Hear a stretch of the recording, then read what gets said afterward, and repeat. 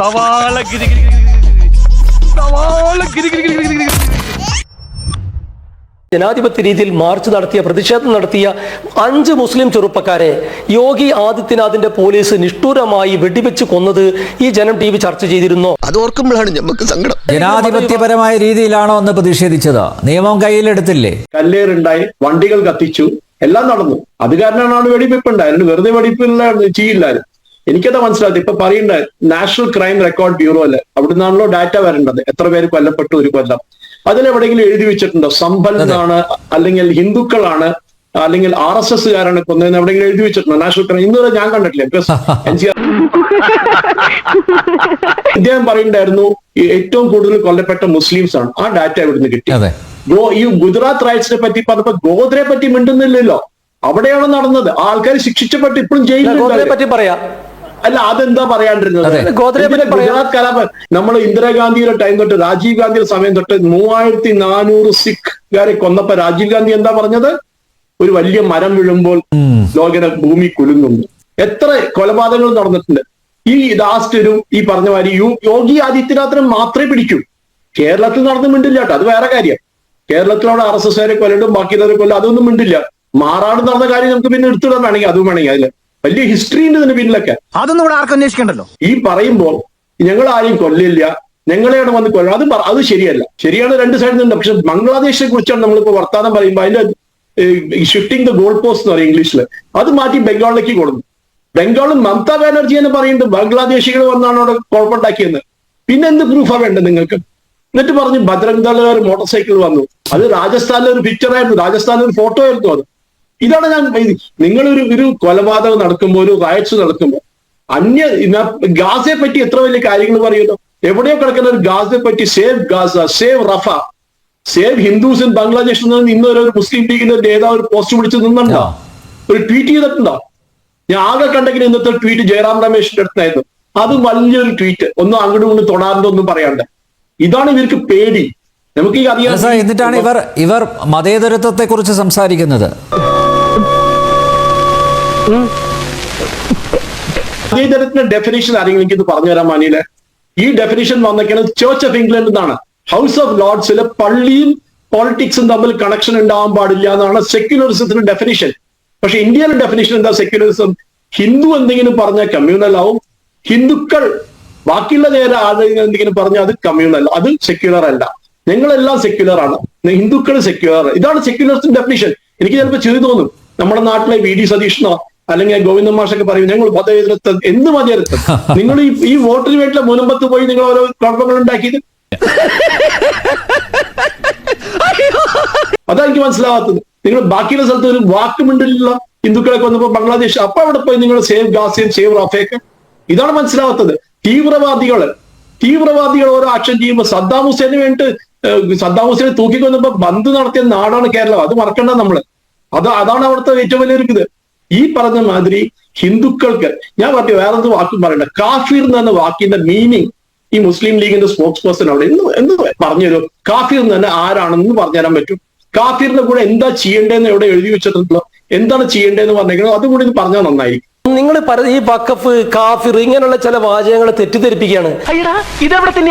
എന്റെ ഈ ജനം TVയിൽ ഞാൻ വരുന്നതിന്റെ പ്രധാന ഉദ്ദേശം എന്താ വെച്ചാൽ ഇവിടെ നിങ്ങളുടെ ടൈറ്റിലും അതുപോലെ പരാമർശങ്ങളും വളരെ എന്താ പറയാ ഈ വിഷം കലക്കുന്നതാണ്. അതിൽ നിന്ന് ഇതിന്റെ പ്രേക്ഷകരെ തിരുത്തണമെന്ന ആഗ്രഹം കൂടി ഉള്ളത് കൊണ്ടാണ് ശ്രീ അനിൽ നമ്പ്യാർ ഞാൻ ഇവിടെ വന്നിരിക്കുന്നത്. ഹിന്ദുക്കൾക്ക് ജീവിക്കണ്ടേ എന്നുള്ളതാണ് കേൾക്കുന്ന ആളുകൾക്ക് സ്വാഭാവികമായി നരേന്ദ്രമോദി ഭരിക്കുന്ന ഇന്ത്യ രാജ്യത്ത് എല്ലാ മനുഷ്യരും ജീവിക്കണ്ടേ? 145 കോടി ജനങ്ങളിൽ 120 കോടി ജനങ്ങളും ഹൈന്ദവ മതവിശ്വാസികളാണ്. 20 കോടി മുസ്ലിംകളും വളരെ കുറച്ച് ക്രൈസ്തവരും ഒക്കെ ഉള്ള ഒരു നാടാണ്. ഇവിടെ മതം തിരിച്ച് നിങ്ങൾ ലേബൽ ഒട്ടിക്കല്ലേ? അങ്ങനെ ഒട്ടിക്കാൻ പാടുണ്ടോ?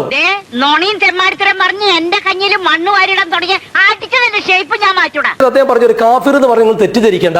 മതത്തിൽ വിശ്വസിക്കാത്തവനാണ് കാഫിർ.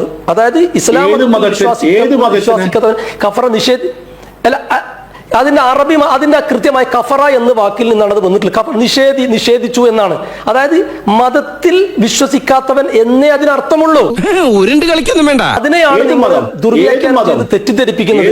CPM അതിന് CPM കൂടി അതായത് നമ്മൾ അതിന്റെ മലയാള അർത്ഥം നിഷേധി അല്ലെങ്കിൽ നിഷേധിച്ചവൻ എന്നാണ്. അതായത് ആ മതത്തിൽ പെടാത്തവൻ. അതൊരു തെറ്റായ മോശമായ പദമല്ല. നിങ്ങൾക്ക് ഡിക്ഷണറി ഇല്ലേ, അറബിക് ഡിക്ഷണറിയിൽ ഒന്ന് അടിച്ചു നോക്കൂ, എന്താണ് കാഫിർ എന്നുള്ളത്. വിഗ്രഹാരാധന നടത്തുന്നത് കാഫിറാവോ? അല്ല, ഞാന് ആ രീതിയിലുള്ള ഒരു ചർച്ചയിലേക്ക് ഈ വന്ന ആളല്ല ഞാൻ. അതായത് നമ്മൾ ഒരു മതപരമായി വിഷയം കൈകാര്യം ചെയ്യാനുള്ള പാണ്ഡിത്യം. അല്ലല്ല, ഞാൻ ആ ബുദ്ധിമുട്ടിലേക്ക് തള്ളി വിടുന്നില്ല. താങ്കളുടെ ബുദ്ധിമുട്ടിലേക്ക് മനസ്സിലാവുന്നു. വളരെ സിമ്പിളായിട്ട് ബുദ്ധിമുട്ടല്ലാന്ന് ഞാൻ നിങ്ങൾ അങ്ങനെ ഒരു വിഷയം തന്നിട്ട് അല്ല. ഒരു മിനിറ്റ് ഗോകുലെ, നിങ്ങൾ എവിടുന്നെങ്കിലും ഗൂഗിളിൽ നിന്ന് എന്തെങ്കിലും സെർച്ച് ചെയ്തിട്ട് അതിന് ഉത്തരം പറയാൻ ഇപ്പൊ നമുക്ക് കഴിയില്ല. മാത്രമല്ല ഇത് റെക്കോർഡാണ്. നിന്റെ പൊന്നും ഒക്കെ ഒന്നും അറിഞ്ഞൂടല്ലേ? എന്തെങ്കിലും പിന്നെ വിളിച്ചു പറയാൻ പറ്റുമോ? നമുക്ക് അറിയുന്നതല്ലേ പറയാൻ പറ്റുള്ളൂ. അപ്പൊ അതുകൊണ്ട് ഞാൻ കൃത്യമായി പറഞ്ഞു. അദ്ദേഹം നേരത്തെ പിന്നെ സുമേഷ് അദ്ദേഹം ചോദിച്ച ചോദ്യത്തിന് കൃത്യമായ മറുപടി പറഞ്ഞു. നിങ്ങൾക്കും സെർച്ച് ചെയ്താൽ മനസ്സിലാക്കാൻ പറ്റും അതിന്റെ അർത്ഥം എന്താണെന്ന്. അങ്ങനെ മോശപ്പെട്ട പദമല്ല. ഒരു അവിശ്വാസി എന്നൊക്കെ വേണമെങ്കിൽ മലയാളത്തിൽ കൂട്ടിക്കോ. പിടിച്ചു നിൽക്കാനുള്ള ബാലിന്റെ 18 തടവാ. ഇതും വലിച്ചില്ലേ ബാലം 19 തടവ് എടുക്കും. ബംഗ്ലാദേശിലെ ന്യൂനപക്ഷ വേട്ടയ്ക്കെതിരെ ഞങ്ങൾ നടത്തിയിട്ടുള്ള സമരവും അതിന്റെ പ്രതിഷേധത്തിന്റെയും ഒരു വാർത്ത ഞാൻ ഈ ചർച്ച കഴിഞ്ഞിട്ട് ശ്രീ അനിൽ നമ്പ്യാർ അയച്ചു തരുന്നുണ്ട്. ഞങ്ങളെ സംബന്ധിച്ചിടത്തോളം അതായത് അഡ്രസ് ചെയ്യാൻ പറ്റിയ വിഷയങ്ങളൊക്കെ ഞങ്ങൾ ചെയ്യും. ഞങ്ങൾ ഗൗരി ലങ്കേഷ് മരിച്ചപ്പോൾ ഞാൻ ബാംഗ്ലൂരിൽ പോയിട്ട് തൊട്ടടുത്ത ദിവസം ഈ പിന്നെ ആര്യൻ മിശ്ര എന്ന് പറയുന്ന ഹരിയാനയിലെ ഫരീദാബാദിലെ ബ്രാഹ്മണ യുവാവ് പശുഭീകരാൽ കൊല്ലപ്പെട്ടപ്പോൾ തൊട്ടടുത്ത ദിവസം ആ ഫരീദാബാദിലെ അവിടെ പോയി അദ്ദേഹത്തിന്റെ അമ്മ ഉമാ മിശ്രയെ നേരിട്ട് പോയി കണ്ടിട്ടുണ്ട്. ഞാനും അഡ്വക്കേറ്റ് ഷിബു മേനോൻ ഉൾപ്പെടെ ഒത്തിരി നേതാക്കന്മാരും.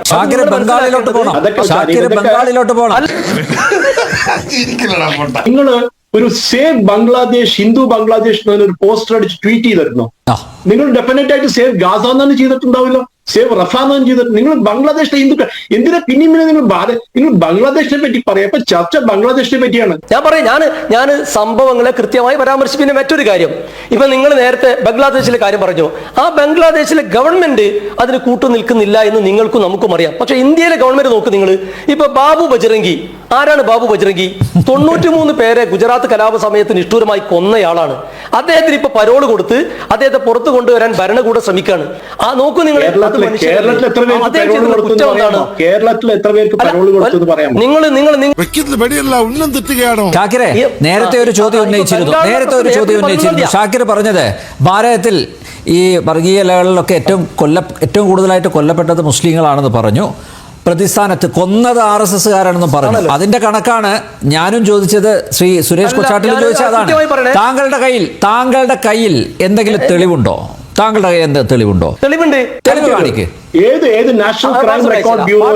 ഞാൻ പറഞ്ഞാൽ തന്നെ നിങ്ങൾക്ക് മനസ്സിലാവും. എങ്ങനെ? ഞാൻ പറഞ്ഞാൽ തന്നെ നിങ്ങൾക്ക് മനസ്സിലാവും. ഇനി അടവൊന്നും മാറ്റിയാലേ രക്ഷയുള്ളൂ. ഞാൻ എന്തെങ്കിലും ന്യായം പറയാൻ നിങ്ങൾ തടസ്സപ്പെടുത്തും. അല്ല, ചോദ്യത്തിന് ഉത്തരം പറയാം. നിങ്ങൾക്ക് ഇഷ്ടമുള്ളത് പറയാൻ വേണ്ടി വന്നതല്ലല്ലോ ഞാൻ. അല്ല, എന്നാലും താങ്കളാണ് അങ്ങനെ ഒരു ആരോപണം ഉന്നയിച്ചത്. അപ്പൊ സ്വാഭാവികമായിട്ട് താങ്കൾ തെളിവുകൾ ഹാജരാക്കണം.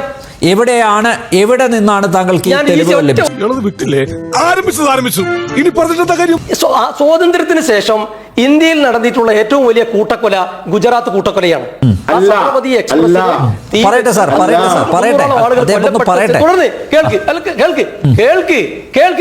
അതാണ് നിങ്ങൾക്ക് ഇഷ്ടാവില്ല. നിങ്ങൾക്ക് ഞാനിത് പറയുന്ന ഇഷ്ടം, അത് എല്ലാവർക്കും അറിയുന്നല്ലേ. അതിലെ പ്രതികൾ ആരാണ്? ഞാൻ പറഞ്ഞല്ലോ, അതിന് ഭരണകൂടത്തിന് അതിൽ പങ്കുണ്ട് എന്ന് ആരോപിക്കപ്പെട്ടു. അതിൽ ഇടപെട്ട സഞ്ജീവ് ഭട്ടൻ ഉൾപ്പെടെ ഇപ്പോ ജയിലിൽ അടിച്ചിരിക്കുകയാണ്. ആ ബാബു ബജ്രംഗി പുറത്താണ്. 93 ആളെ കൊന്ന് ബാബു ബജ്രംഗിയെ പുറത്ത് പരോളിന് കൊടുത്തു. ചോദ്യത്തിന് ഉത്തരമായില്ല. നിങ്ങൾക്ക് എന്താ തെളിവ് കൂടുതൽ വേണോ? ചോദ്യത്തിന് ഉത്തരമായില്ല. ഇനി ഞാൻ നേരത്തെ പറഞ്ഞൊരു കാര്യമുണ്ട്. 82 പേര് ഒരു ദിവസം കൊല്ലപ്പെടുന്നു ഇന്ത്യ രാജ്യത്ത്. 29,000 പേര് കഴിഞ്ഞ വർഷം കൊല്ലപ്പെട്ടു. ഈ 29,000 പേരെ എല്ലാം RSS കൊന്നല്ല ഞാൻ പറയുന്നത്. അങ്ങനെയല്ല, അത് കൊല്ലപ്പെടാൻ സാഹചര്യം ഞാൻ നേരത്തെ പറഞ്ഞു. പക്ഷേ മതപരമായി മതവിശ്വാസികളായി എന്നുള്ളതിന്റെ പേരിൽ മാത്രം നിരപരാധികളായിട്ടുള്ള 100 കണക്കിന് ഇസ്ലാം മതവിശ്വാസികളെ ഈ സംഘപരിവാരം കൂടി കൊന്നിട്ടുണ്ട്. യാഥാർത്ഥ്യമല്ലേ? നിങ്ങൾ അഖിലാഖിനെ കൊന്നു, ജുനൈദിനെ കൊന്നു, ഇപ്പൊ ഷാഹി മസ്ജിദ് 5 പേരെ കൊന്നു. ഈ ബംഗാളിൽ 2 സഹോദരങ്ങളും ഒരു